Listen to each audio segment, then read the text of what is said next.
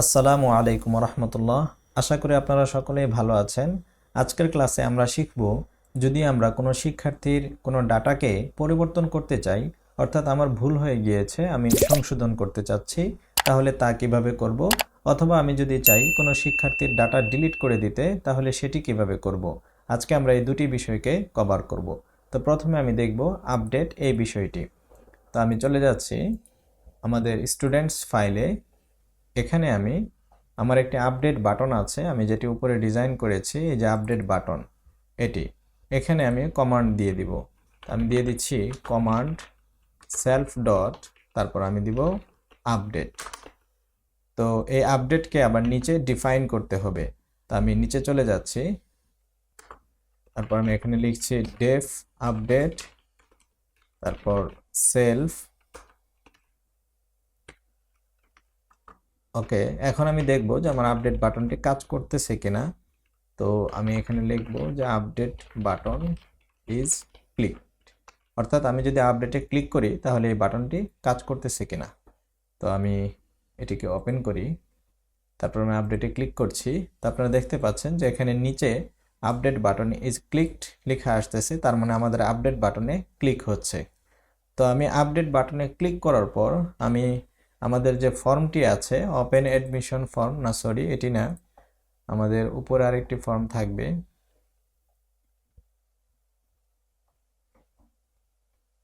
আমি একটু দেখে নেই যে ফর্মটি কোথায়। নিউ স্টুডেন্ট, হ্যাঁ ঠিক আছে, অ্যাডমিশন ফর্ম এটি। তো আমি চাচ্ছি এটি ওপেন হয়ে যাবে। তো আমি এটিকে এখানে কল করে দেব আপডেটের পরে। তো আমি কল করব self dot open admission form, এতটুকুই। এখন যদি আমি এখানে ক্লিক করার পর আবার আপডেটে ক্লিক করি, তাহলে আমাদের ফর্মটি ওপেন হয়ে যাওয়ার কথা। তো আমি আপডেটে ক্লিক করছি, ওপেন হয়ে গিয়েছে। এখন আমি কোন শিক্ষার্থীর তথ্য আপডেট করব সেটি এখানে নেই। তার জন্য আমাকে একটি কাজ করতে হবে। প্রথমে আমি একটি কাজ করে নিব, তা হচ্ছে যে আমি যখন এখানে ক্লিক করছি, তখন আমি এর যে ডাটাগুলো আছে সেগুলো আমাদের ভেরিয়েবলে স্টোর করে রাখবো। আমি দেখাচ্ছি আসলে বিষয়টি কিভাবে করতে হয়। তো এখানে ক্লিক করার পর কিভাবে স্টোর করব সেটি দেখাচ্ছি। তো আমরা টেবিলে ক্লিক করছি, তাই টেবিলে যাওয়ার পর আমরা একটি কাজ করব। তো যেখানে আমাদের টেবিলের হেডিং শেষ হয়েছে, এর নিচে এখানে লিখব সেলফ ডট টেবিল, তারপর আমি লিখব বাইন্ড, অর্থাৎ আমি বাইন্ড করতেছি যে আমি যখনই ক্লিক করব তখনই এই কাজটি করতে হবে। তারপর আমি লিখব বাটন রিলিজ, মানে আমি যখন ক্লিক করব তখন বাটন রিলিজ। তারপর আমাকে দিতে হবে -1, আমি যেভাবে দিচ্ছি ঠিক সেভাবে দিবেন, তাহলে কাজ করব। তারপর কমা, তো আমি এখানে একটি কমান্ড ডিফাইন করে দিব। তো আমি দিব যে সেলফ ডট, তারপর আমি দিয়ে দিচ্ছি যে গেট ডাটা। তো আমি চাচ্ছি যে এখানে ক্লিক করার সাথে সাথে গেট ডাটা এটি কাজ করুক। তো এটিকে আবার আমার নিচে ডিফাইন করতে হবে। আমি এখানে শর্টকাটে ক্লিক করে নিচে চলে গেলাম। তো আমি আপডেটের উপরে লিখি def dot get data self, তারপর আমি এখানে প্রথমে দেখি যে আমাদের ডাটাগুলো আসতেছে কিনা। তো তার জন্য যে কাজগুলো করতে হবে আমাকে, প্রথমত মাউস ক্লিককে ডিফাইন করতে হবে। তো আমি দিচ্ছি মাউস ক্লিক, তারপর self dot table dot focus, অর্থাৎ কোন ডাটার উপরে ক্লিক করা হচ্ছে আমি সেটিকে টার্গেট করলাম।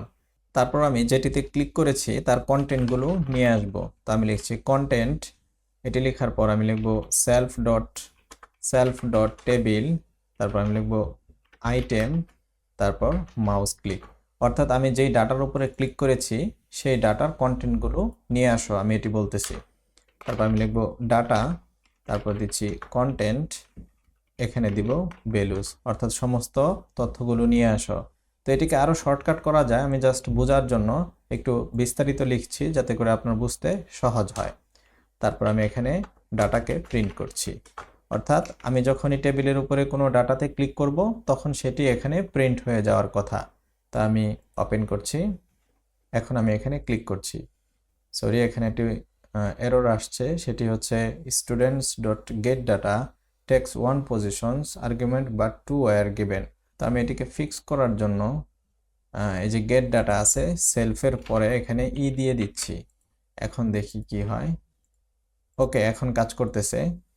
তো এখন আমি যেই ডাটাতে ক্লিক করতেছি সেই ডাটাগুলো এখানে নিচে প্রিন্ট হচ্ছে, তার মানে আমাদের কাজ করতেছে।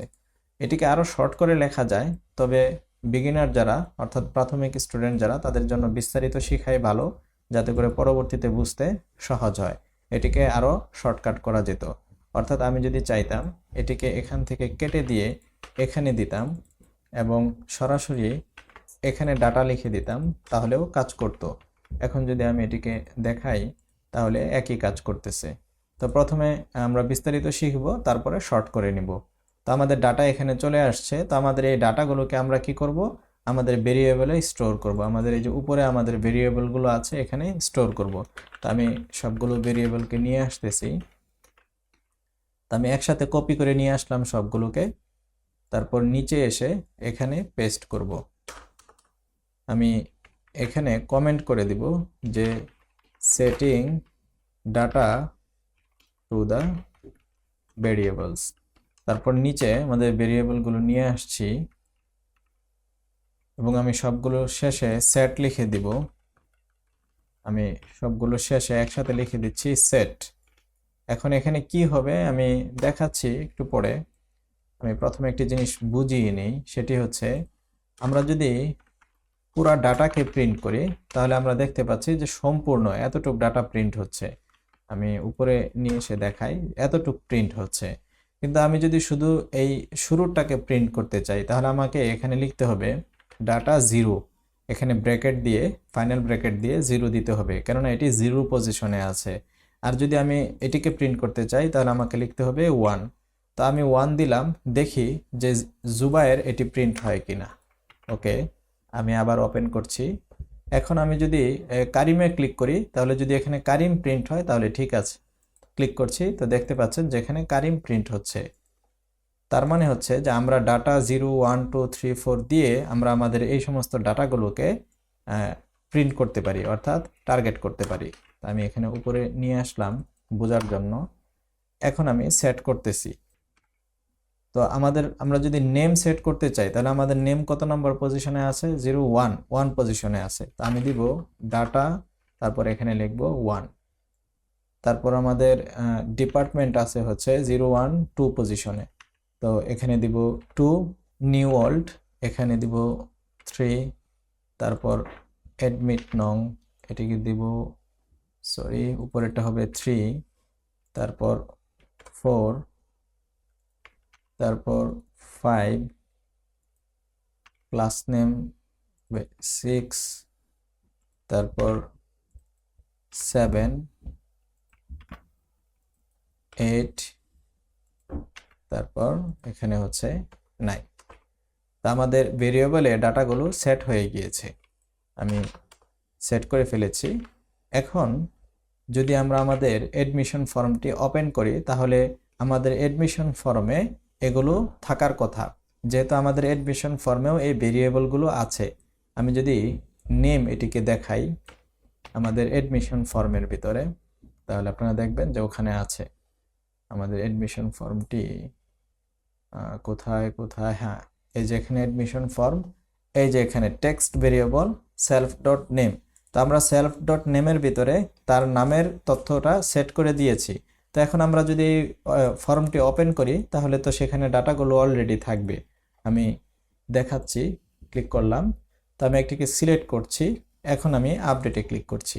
ক্লিক করার সাথে সাথে এখন দেখতে পাচ্ছেন যে এখানে তার ডাটাগুলো সবগুলোই চলে এসেছে, কারণ আমরা যখন এখানে ক্লিক করতেছিলাম তখনই ডাটাগুলোকে ভেরিয়েবলে সেট করেছি, আর সেই ভেরিয়েবল আমাদের ফর্মের ভিতরে সেট করা আছে। এখন আমি যখনই আপডেটে ক্লিক করছি আর এই ফর্মটি ওপেন করতেছি, তো সেখানে এই ডাটাগুলো পূর্বে থেকেই সেট করা থাকলো। তো এতে করে আমি পরিবর্তন করতে আমার জন্য সহজ হবে। তো এখন আমি যে কাজটি করব, এখানে সেভ লেখা আছে, আমি এটিকে আপডেট লিখে দিব। তো আমি চাচ্ছি যে এখানে আপডেট লেখা থাকবে। তার জন্য আমি যে কাজটি করব, আমাদের যে অ্যাডমিশন ফর্ম আছে, অ্যাডমিশন ফর্মের যে বাটন আছে সেভ, এটিকে সেলফে স্টোর করে নিব। সেলফ ডট দিচ্ছি, সেলফ ডট সেভ বাটন। কেন করে নিলাম আমি এখনই বোঝাচ্ছি। তো তারপর আমি গ্রিডকে নিচে দিয়ে দিব। এখন আমি এখানে চাইলে আমাদের এই বাটনের সবকিছুকে চেঞ্জ করতে পারবো। তো আমি কি কি চেঞ্জ করব? এক নম্বর হচ্ছে টেক্সটকে চেঞ্জ করব, দুই নম্বর হচ্ছে কমান্ডকে চেঞ্জ করব। ফর্ম তো একই থাকবে, জাস্ট এখানে চেঞ্জ করব। আমি দিচ্ছি সেলফ ডট সেভ বাটন, তারপর কনফিগ। আমি কি করব? টেক্সট চেঞ্জ করব। এখানে আমার এখন লেখা থাকবে আপডেট, আগে লেখা থাকতো সেভ। তারপর আমি কি কাজ করব? আমি কমান্ডকে চেঞ্জ করব। আমি এখানে লিখব command self dot update form. তা আমি আপডেট ফর্মকে নিচে ডিফাইন করে দিচ্ছি।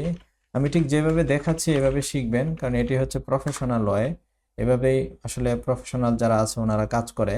আরও বিভিন্ন পদ্ধতি আছে, সেগুলো অনেক বিস্তারিত। তো আমি যেভাবে দেখাচ্ছি সেভাবে শিখে নেবেন, তাহলে ভালো হবে। তো আমি দেখি যে কাজ করতেছে কিনা। আপডেটিং।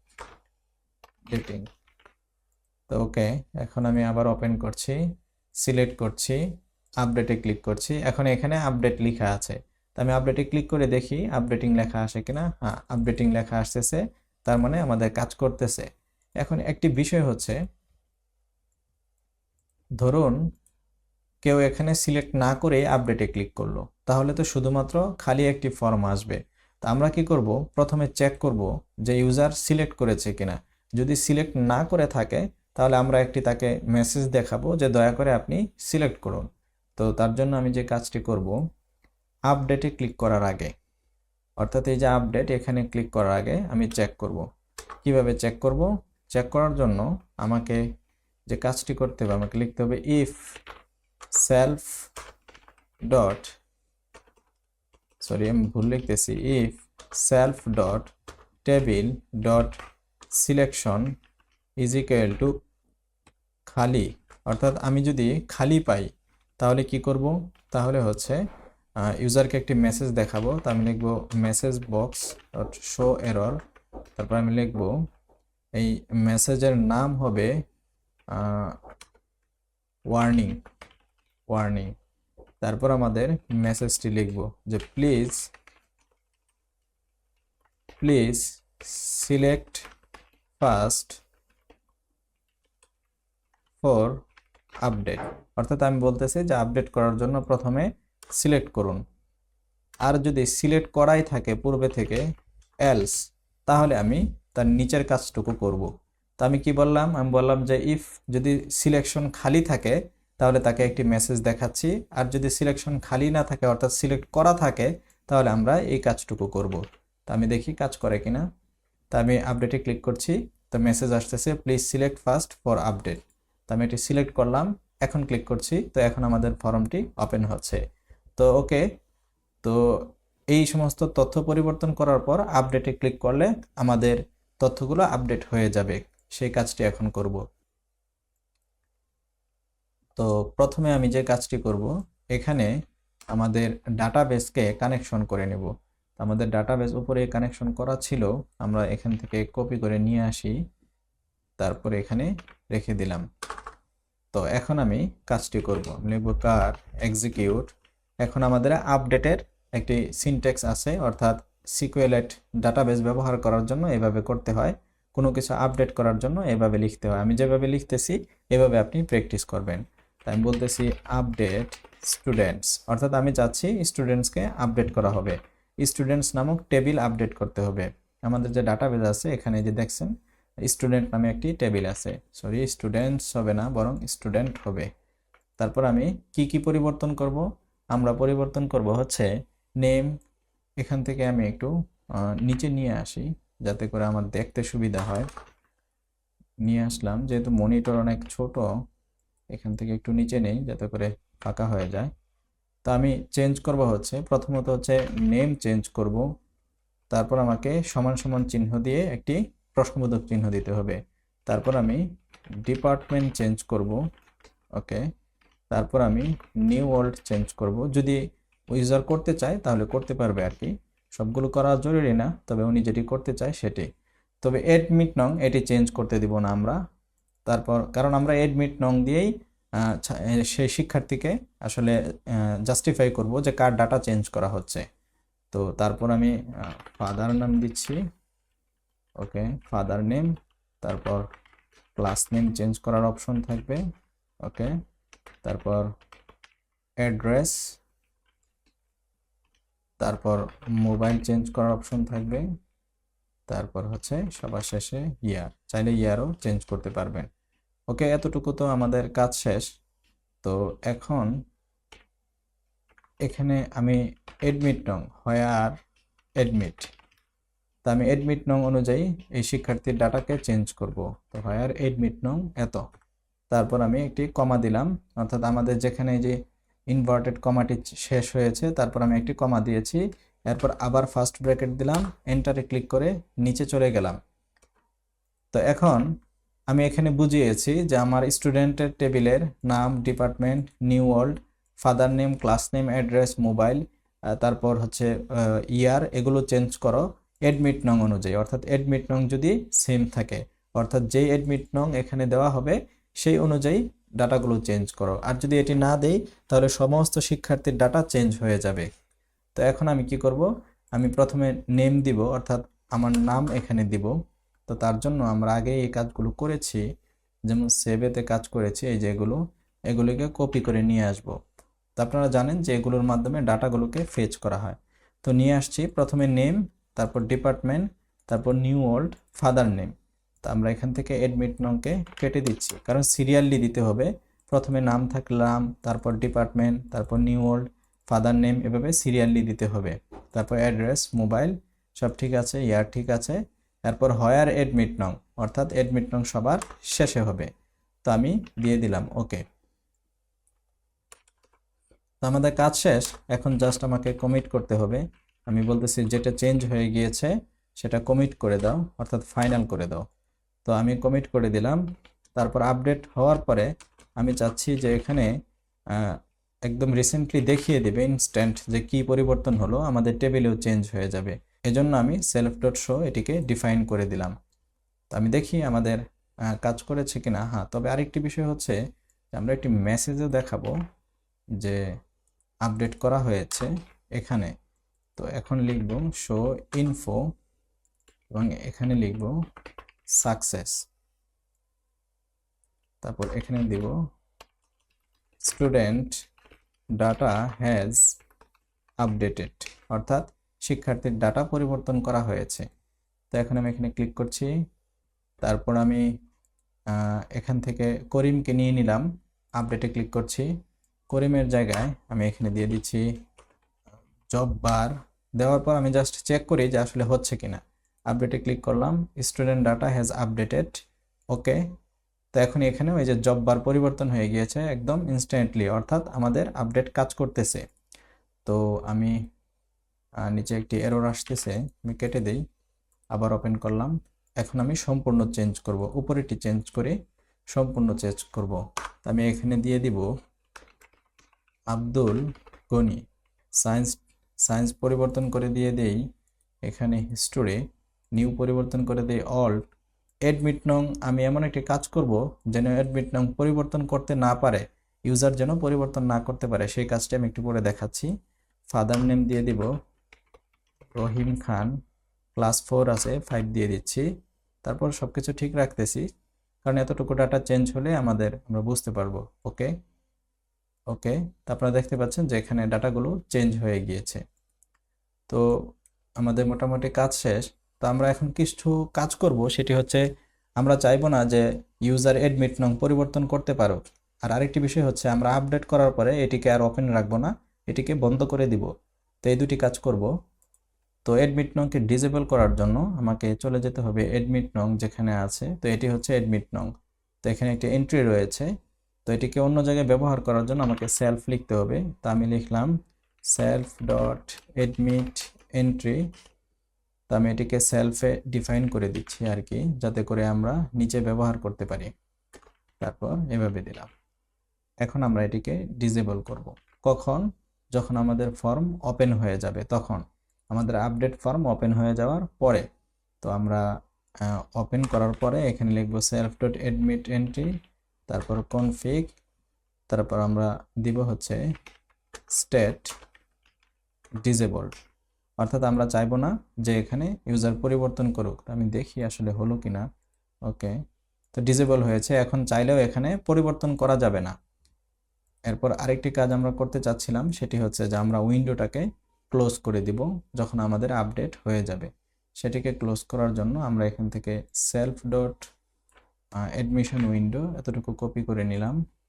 তো আমাদের যখন সাকসেস মেসেজ দেখাবে এরপরে আমরা এটিকে ক্লোজ করে দিব।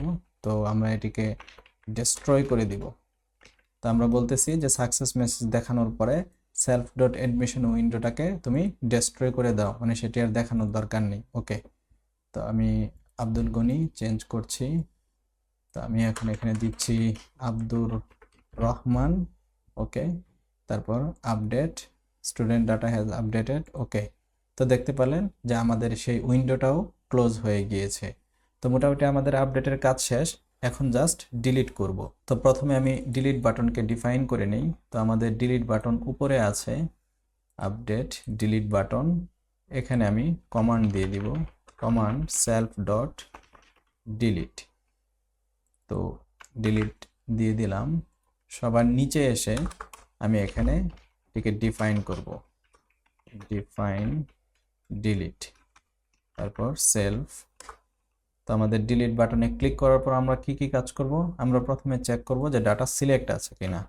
তো আমরা এখানে এটিকে চেক করে নিই প্রথমে। যদি সিলেক্ট না থাকে তাহলে আমরা লিখব যে please select first for delete.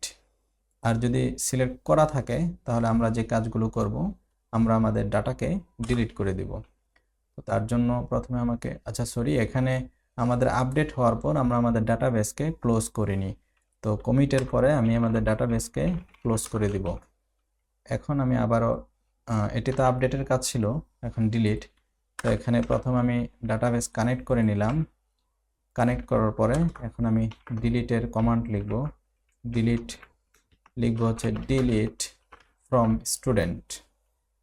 তো এতটুকু লেখার পরে আমি লিখব হোয়ার, আমরা অ্যাডমিট নং অনুযায়ী ডিলিট করব, delete from student where admit নং, এতটুকুই। তারপর আমরা এরপরে আবার কমা দিয়ে নিচে এর ভ্যালু দিয়ে দিব সিলেক্ট, তারপর অ্যাডমিট নং ডট গেট। তো আমি বলতেছি স্টুডেন্ট টেবিল থেকে যার অ্যাডমিট নং এত হবে সেটিকে ডিলিট করে দাও। আর অ্যাডমিট নংয়ে কি আসবে? অ্যাডমিট নংয়ে তার অ্যাডমিট নং চলে আসবে যখন আমরা মূলত টেবিলে ক্লিক করব তখনই।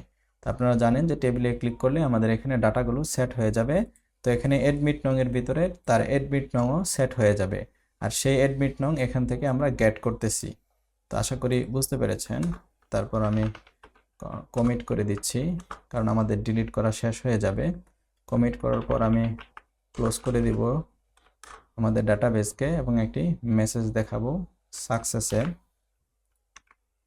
সাকসেস যে স্টুডেন্ট ডাটা হ্যাজ ডিলিটেড। তারপর আমি সেলফ ডট শোতে ক্লিক করছি যাতে করে ডিলিট করা ডাটা চলে যায়, সাথে সাথে আমাদের আপডেট ডাটা শো হয়। ওকে, আমাদের কাজ শেষ। তো আমরা যদি এই নিচেরটাকে ডিলিট করতে চাই, যার অ্যাডমিট নং হচ্ছে 106, দেখি হয় কিনা। ডিলিট, নিচে একটি আমাদের এরর দেখাচ্ছে। এররটি কি? এররটা আসলে আমাদের এখানে হয়েছে। কি বলতেছে যে incorrect number of binding supplied, the current statement use 1 and there are 3 supplied. ঠিক আছে, বুঝতে পেরেছি। আসলে এখানে আমাদের একটি কমা দিতে হবে। কমা না দিলে এখানে যে আমাদের প্রোগ্রাম আছে সেটি বুঝতেছে যে এখানে 3টা লাইন আছে। তো যদি একটি লাইন থাকে তাহলে আপনারা কমা দিয়ে দিবেন, যদি একাধিক থাকে তাহলে শেষেরটিতে আর কমা দেওয়ার দরকার নেই, কিন্তু যদি একটি মাত্র থাকে তাহলে এখানে কমা দিয়ে দিতে হবে। তো আমি এখন দেখি। Okay, delete student data has deleted. Okay, তো সাথে সাথে চলে গিয়েছে। তো এভাবে আমরা ডিলিট করতে পারি। তো আমি আবারও ক্লিক করছি। ওকে, ওকে, তো আমাদের ডাটাগুলো ডিলিট হয়ে গিয়েছে। আপনি চাইলে একটি কনফার্মেশন মেসেজ দেখাতে পারেন যে আপনি কি সত্যি ডিলিট করতে চান কিনা। এটি দেখানোর পরে আপনি আসলে ডিলিট করতে পারেন, সেটিও আপনি করতে চাইলে করতে পারেন। যদি আপনি সেটি শিখতে চান, আপনি যদি না পারেন তাহলে আমাকে আমাদের ইউটিউব চ্যানেলে যে কমেন্ট আছে কমেন্ট বক্সে লিখতে পারেন, আমি পরবর্তীতে দেখিয়ে দিব। তো আমাদের মোটামুটি স্টুডেন্টের সব কিছুই কাজ শেষ। এখন রয়ে গেল শুধুমাত্র সার্চ অপশন, যেখানে ক্লিক করে আমরা আমাদের ডাটাগুলোকে সার্চ করব। তো এগুলো আমরা পরবর্তী ভিডিওতে দেখব। আজকে এই পর্যন্তই, সকলে ভালো থাকবেন। আসসালামু আলাইকুম ওয়া রাহমাতুল্লাহ।